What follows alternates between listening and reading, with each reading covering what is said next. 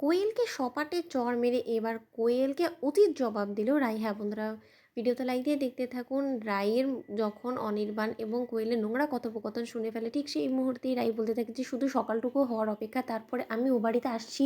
কোয়েল, তুমি কি মনে করেছো যে তুমি আমার কাছ থেকে আমার নাকের ডগা দিয়ে আমার বরকে কেড়ে নেবার আমি সেটা স্ত্রী হয়ে সব কিছু মুখ বুঝে মেনে নেব? আমি অনেক সহ্য করেছি তোমার এই নোংরা চক্রান্তগুলো, কিন্তু আর নয়। এবার তোমাকে উচিত জবাব দিয়ে এমনভাবে তোমাকে আমি শায়েস্তা করবো যেটা হয়তো তুমি কল্পনা করতে পারছো না। তুমি কি মনে করছো যে তুমি আমার সামনে ক্যান্সারের অভিনয় করে এরকম করে পার পেয়ে যাবে? তুমি যতবার অনির্বাণের কাছে এগিয়ে যাবে ততটাই আমি তোমার প্রতি আগ্রাসীর হয়ে উঠবো।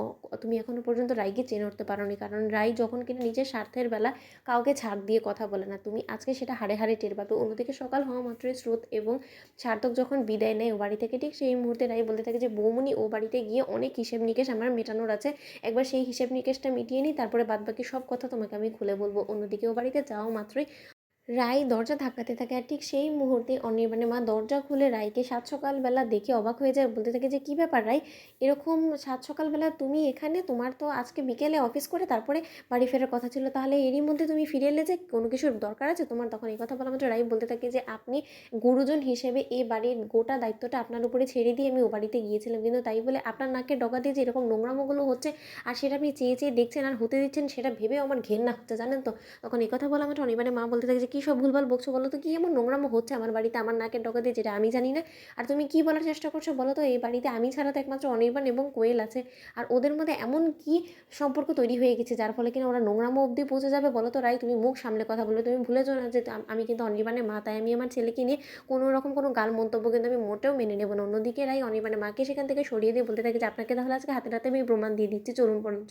অন্যদিকে অনির্বাণের বেডরুমের দরজা খোলা মাত্রই যখন অনির্বাণ এবং কোয়েলকে এক বেডে দেখতে পায় অনির্বাণের মা, ঠিক সেই সময় অনির্বাণের মা বলতে থাকে যে অনির্বাণ, তুমি এরকম নোংরা পর্যায়ে পৌঁছে গিয়েছো যে আমার উপস্থিতিতে তুমি কোয়েলের সাথে এরকম একটা নোংরামো করতে পারলে?